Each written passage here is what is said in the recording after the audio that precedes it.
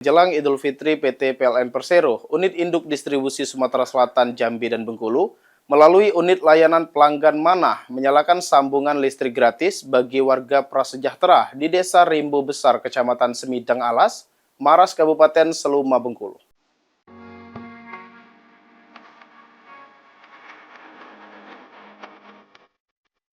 Melalui program tersebut, PLN menghadirkan sambungan listrik baru berdaya 900 volt ampere bagi 4 keluarga penerima manfaat, yakni Petri, Andi Suwanto, Sidarto, dan Zarnawati. Kehadiran listrik ini memberikan manfaat langsung bagi warga, terutama untuk mendukung aktivitas rumah tangga dan ibadah masyarakat menjelang Idul Fitri.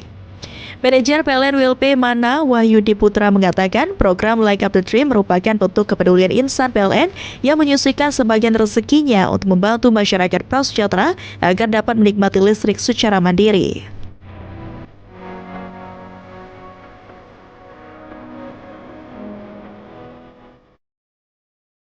Wahyudi menjelaskan listrik menjadi kebutuhan penting bagi masyarakat, terutama untuk menunjang aktivitas sehari-hari maupun kegiatan ibadah menjelang Idul Fitri. Program penyambungan listrik ini dilaksanakan berdasarkan rekomendasi dari Dinas Energi dan Sumber Daya Mineral Provinsi Bengkulu, sehingga bantuan dapat diberikan secara tepat sasaran.